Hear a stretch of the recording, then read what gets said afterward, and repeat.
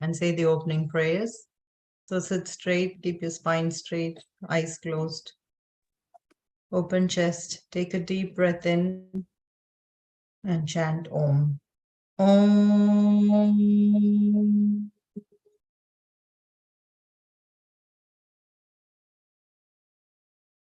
Om.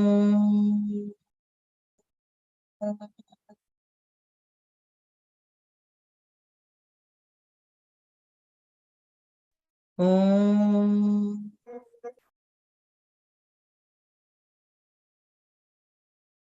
Chant with me or after me.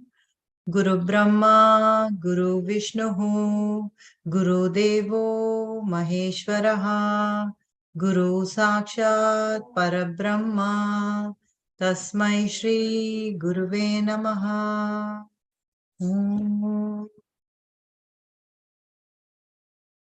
Okay, so chapter 11 today, the killing of Tataka. So last week we read everything about on Thursday, the description of Tataka, who is Tataka, her parents being a yaksha, husband being a yaksha, and she being turned into a rakshasi by Saint Agastya after her husband was dead. And now she lives in Tataka Vana, means the Tataka forest, eating anyone who passes by. So she's killed and eaten a lot of the human beings. And now she lives there, scaring everyone, not allowing anyone to either live there or pass by the forest. Okay. So the killing of Tataka. Even as he was saying so, do you guys remember the story of Tataka? Like her father? Just give me a thumbs up or no. We'll quickly touch with. Excellent. Okay. So let's continue then. Even as he was saying so, there arose the glorious noise of bow and string which he had been drawing. Rama held the bow in his left hand and his head was flung back. The entire forest reverberated with the sound. Hearing it, Tataka was surprised. It was a long time since anyone had dared to enter her forest. She thought for a moment and, incensed beyond measure, rushed in the direction from which the noise came. From atop the hillock, there appeared the frightening female who was ugliness personified. Looking at her looming up like another hillock, whose face was old and fearful to look at, Rama turned to Lakshmana and said, Lakshmana, look at this dreadful woman. The very sight of her will make weak hearts stand still with fear. It will not be easy to subdue her. I am going to cut off her nose and ears at the tips and see the fun. Oh my God, this is a literal translation. Okay. As he was talking to Lakshmana, Tataka rushed towards them with both her arms uplifted. Vishwamitra made her halt in her tracks by scolding her, and he said, May the two sons of the Raghuvamsha succeed in their attempt. Tataka was spraying stones and mud on the young men, and the sky was filled with dust. It was dark for a long while, and they could see nothing. She then sent a real rain of stones, which made the gentle prince extremely angry. With his arrows, Rama destroyed the stones and cut off her arms. Lakshmana, in the meantime, heard her roar with anger and pain, and he cut off the tip of her nose and ears. Tataka suddenly vanished from their sight, and from out of nowhere there rained on them a number of stones hurled by her. Both the brothers pulled the strings of their bows, and noise was so frightening that she forgot all about her Maya warfare. So, Maya warfare was she's able to fight by being invisible, yeah, and fell on the ground senseless. Vishwamitra said, Rama, there is no need for you to have any compunction about slaying this dreadful sinner. Evening is fast approaching, and it is only too well known that the strength of Rakshasas increase with the setting of the sun. So when it's dark, they have more power.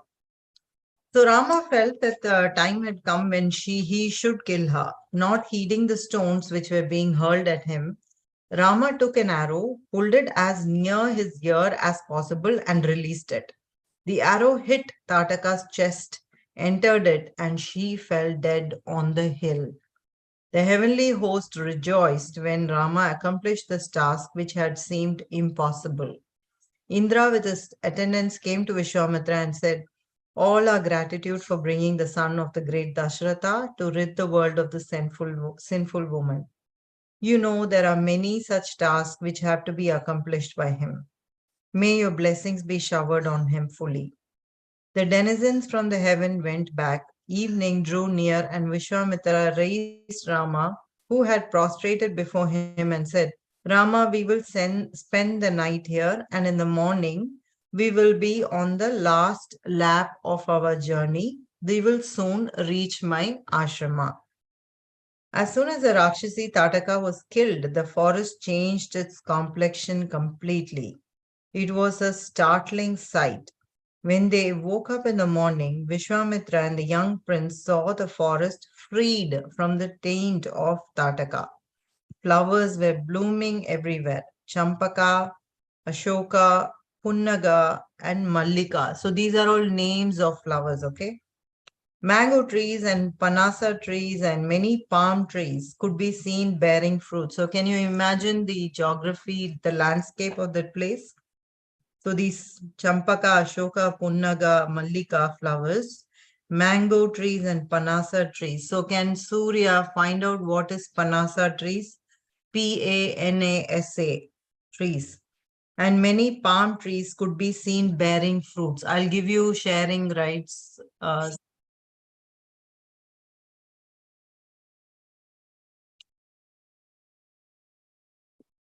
So I'll give you ability to. Could you share the? Could you say the spelling of the tree again, please? Panasa. Yes, Adya.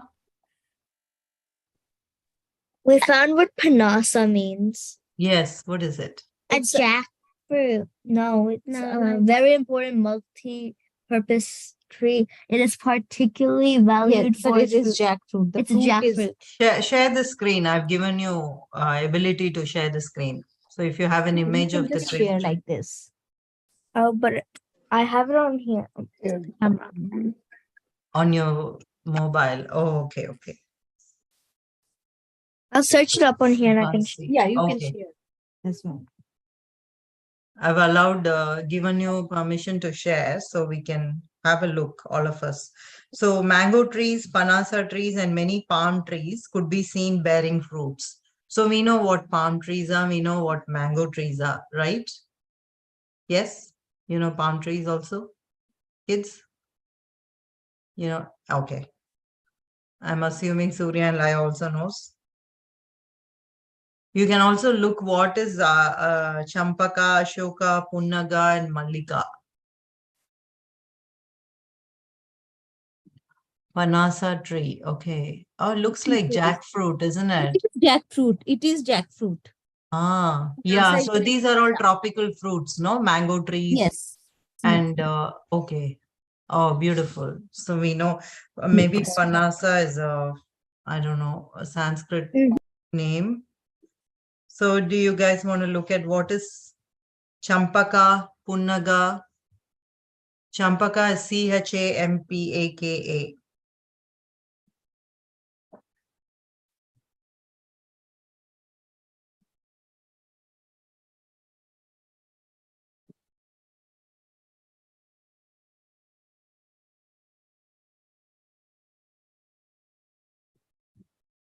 Whoever's checking, Surya, you try Punnaga and Mallika and share. Adya can try Champaka and Ashoka. These are flowers that were blooming.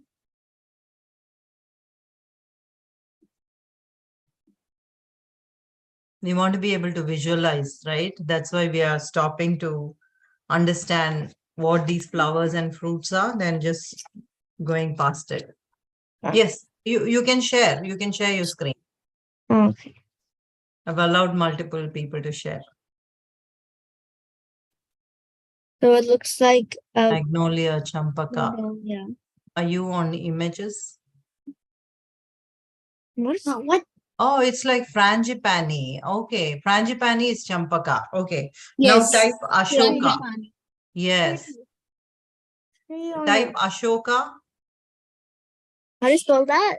A Ashoka. A. Ashoka flower. Say Ashoka flower. They're showing you. Not the king. Yeah. Flowers. Yeah. Oh, yeah. Okay. So what is it called in English? It's there in Australia also.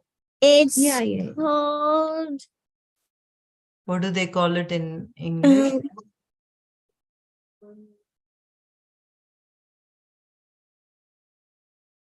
Okay, so we can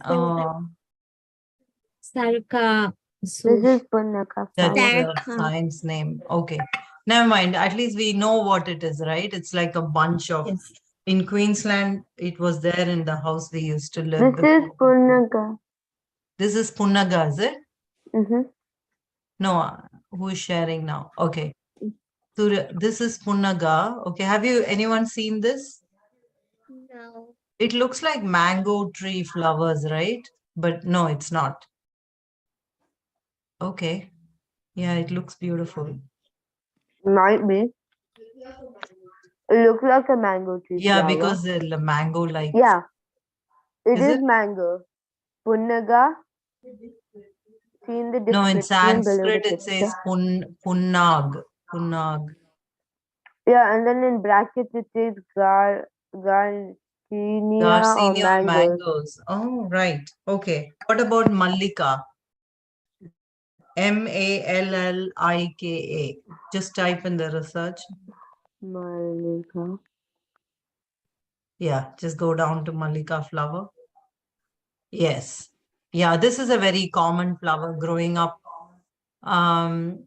In South India, we make strings of it and wear it in the head, and your hair becomes very fragrant. Okay, so it's a very fragrant flower. So you know what champaka is?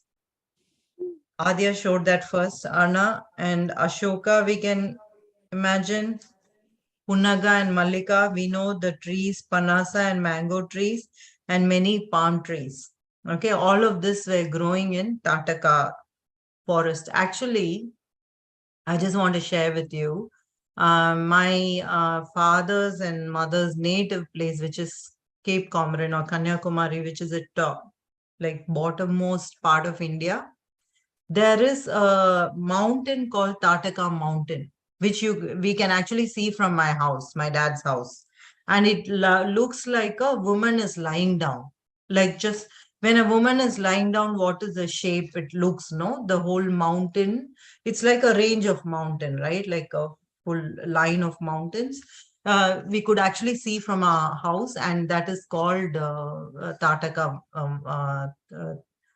Tataka Mountain, Tataka Mala, they used to call it. So, even I've heard that there are different places in Indian geography where Ayodhya also, there was an Ayodhya in Kerala, like, in the region of Kerala, they say, we know Ayodhya in the north, that's where this Sarayu, Ganga river and all is. So in this, there are many, many versions of Ramayana also. So in one, I think those they have different descriptions of different parts of the country, but here I don't know if this Tataka forest is from that region I'm saying, which is the southernmost part, or if there was a Tataka forest, because they are crossing river Sarayu and Ganga and walking, means obviously they are not in the bottommost part of India, right? They are somewhere close to that Ayodhya, to that land. So whole of India is tropical. So all of these flowers and trees grow everywhere. But I have seen mangoes and jackfruits a lot in South India. Yeah, there's a mountain like that. Mm. I don't know what it's called. I think it's in Alaska. I found a picture, but Mm. it's like it looks like a lady sleeping. Mm. Okay. Yeah. So I'm sharing all this because when you read the story, you'll go and be talking to someone else about the story, and someone else will have a totally different perspective and a different story to their own version. And what I'm trying to say is, I want you to be open about and having an open mind about listening to everyone's different perspectives and everyone's different narratives as well. You're reading one narrative written by Kamala Subramaniam, which is very beautiful. But I want you to be able to have know the possibility that there are many, many other versions also. Okay. All right, let's continue. So ponds could now be seen everywhere with clear water, and it seemed to be as beautiful as Chaitra, the garden of Kubera. Vishwamitra's eyes rested lovingly on Rama. They strayed away from there to the beautiful surroundings and came back to Rama. He said, I'm extremely pleased with you. May you be famed the world over for your prowess. Accept my blessings. I'm so pleased with you that I'm going to make a rare gift for you. Rama and Lakshmana were intrigued by the words of Vishwamitra. They said, you have blessed us and you have told us that you are pleased with us. Is there any other gift greater than this, my lord? Vishwamitra smiled and said, you may know about it or you may not, but I'm telling you now, and I'm in possession of all divine astras you can think of. Astras means weapons, okay? I will give them to you. With the help of these astras, you'll be able to vanquish all the enemies you will come across later. I will now grant all of them to you. Learn the incantations carefully from me, and you will be able to master them very soon. Incantations means certain mantras or certain spells, okay, to say, to invoke a particular weapon. So how do I explain what invoking? Invoking means to give energy, power for something to show up. Okay, so the rishis. So obviously he could have killed Tataka himself, right? But like we learned earlier that everyone's playing their part in this grand scheme of vanquishing ultimately Ravana, and Tataka is the first step. And like Indra came and said that, you know, he's got many more projects, so to speak, like so many more things he needs to do and vanquish so many more evil, um, characters as time goes. And so now Vishwamitra is equipping Rama and Lakshmana with everything they need to face all the villains or all the opponents going forward later in the story. So he's getting access to all the astras, all the weapons, and how to initiate them, how to invoke them by learning the incantations. I'll ask you all these words, okay? Rama sat facing the east after purifying himself, and the rishi taught him the astras which he had obtained from Mahadeva after performing intense tapas. Those were the days when he thought he needed them. He had passed those days and he needed them no more. Smiling to himself at his earlier struggles, the sage Vishwamitra taught them all to Rama one by one. The method by which he should invoke the astra, the manner in which it should be dispatched, and the manner of withdrawing it. And all the presiding deities came and stood before Rama. Folding their palms, they said, Noble Rama, we are now your slaves and we will do your bidding. Rama told them, reside in my mind all the time and come to me when I want you. Vishwamitra asked Rama to teach the astras to Lakshmana now, and he did so. The three of them hastened towards the ashrama of Vishwamitra with a chastened look. The young men were still under the euphoria of the sight of the presiding deities of the astras, and the rishi, realizing this, gave them time to get used to the possession of the astras. Okay, that's the end of chapter 11. So a few questions. So there are presiding deities for each astra, And what are the 3 things that Vishwamitra is teaching Rama about invoking an astra? First, he is teaching how to one by one, the method, how to invoke it. Okay. How to invoke it means how to bring it, how to initiate it. Okay. Then after that, what did he teach? How to dispatch it means how to send it. Sorry, Surya. Incantation. Incantations. Incantations means these mantras that they have to say to invoke the weapon, and then he taught how to dispatch the weapon. There's a reason why I'm telling you to remember all these three aspects of using a weapon. Okay, you'll understand later in the story. So how to dispatch the weapon, and then how to withdraw the weapon also, how to bring it back to them. Okay, these are the 3 stages: to invoke it, to dispatch it, and to bring it back. So he's teaching all of this, and what happens when he knows to do that, all the deities which are responsible for the astras become Rama's slave, or becomes the subjugated by the person who knows the weapon. So they are there to do his bidding. So that's why they come and they say, now we are your slaves and we will do your bidding. Any questions? What was the most interesting part of today's chapter? And one question you have or you don't have.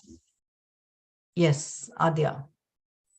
I found this interesting that there's like powers at nighttime, I think.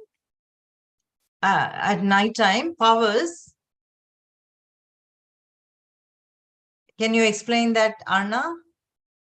I don't know what she's talking about. I heard at the start that it said like they do something about. I got you. Because they said like when the night falls, the Rakshasas gain more power. Yes. And you found that was interesting, right? Yeah. So in the dark, they have more than light.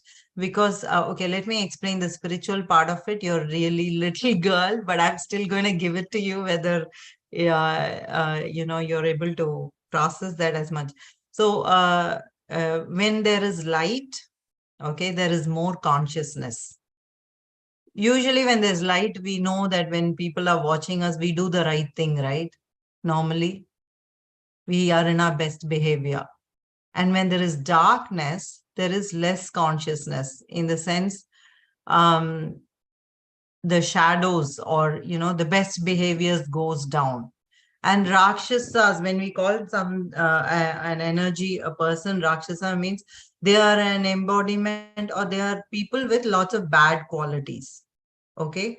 So those bad qualities gets to play out in the darkness more than in the light. Okay. So that's why a lot of bad quality, like that's why they say that when it's dark, they gain more power. Okay. Yeah, thank you for sharing, Adya. You noticed that and you thought that was interesting. Laya? The same as Adya, Hmm. and also like all the different vocabulary they had. Hmm. And Yes. I don't know if I found Tell this me 3 new interesting. words you learned today. Oh, I can't Can remember you all remember? of them, but like the flowers. Yes. Can you remember a couple of I flowers? can remember one. Which is that? Malika. Mallika, yes. Uh, In Tamil, they are called Malli. So you probably made a yeah, connection, so you're able to remember that. And Yes, and also I'll come to you. Yes, let's Laya finish. Yes. I don't know if I found this like interesting, but I guess gruesome. How he wanted to cut off her nose and ears for fun. Yeah, That right. was fun. I wasn't expecting that from Rama. Ah, good. I really like that insight. I was hoping someone will say that. Okay, so let's go to Adya and Arna. One of the flowers' name is Panasa. Yes, it was And a Ashoka. Ashoka. Yes, Ashoka, name of a flower. And Panasa was a tree, the jackfruit tree. Has any of you eaten jackfruit? It's one of the sweetest fruits. And when it's raw, you can cook it like a vegetable also. It's many vegetarians eat the raw jackfruit like a meat dish as a substitute to meat. So, yes, Surya.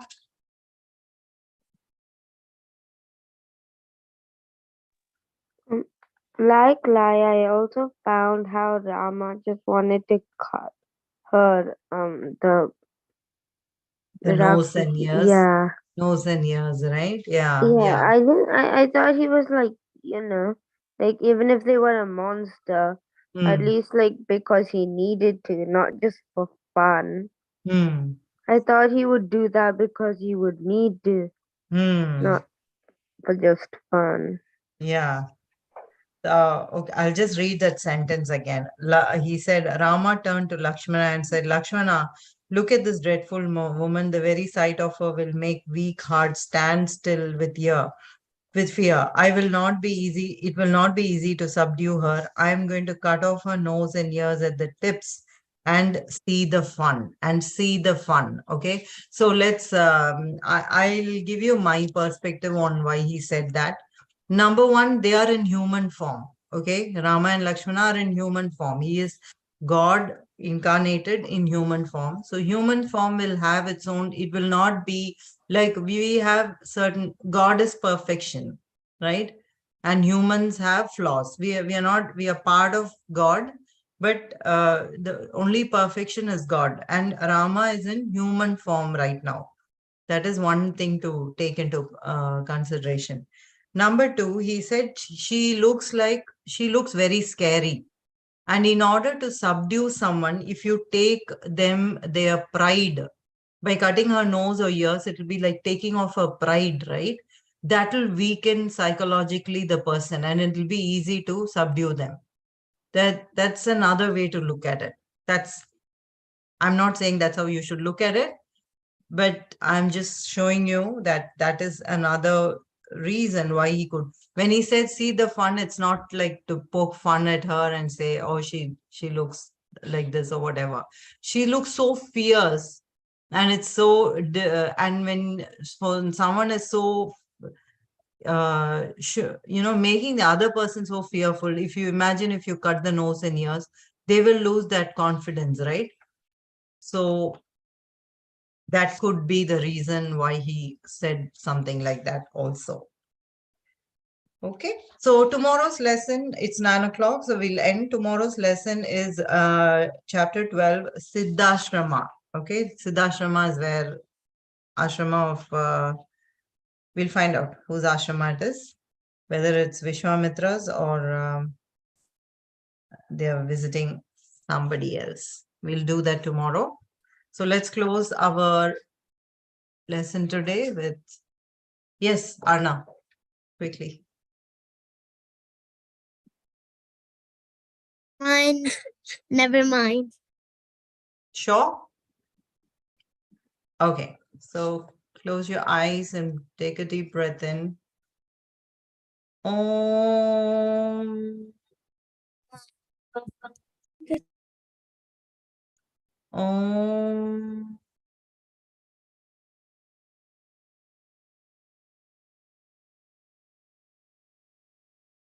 Om.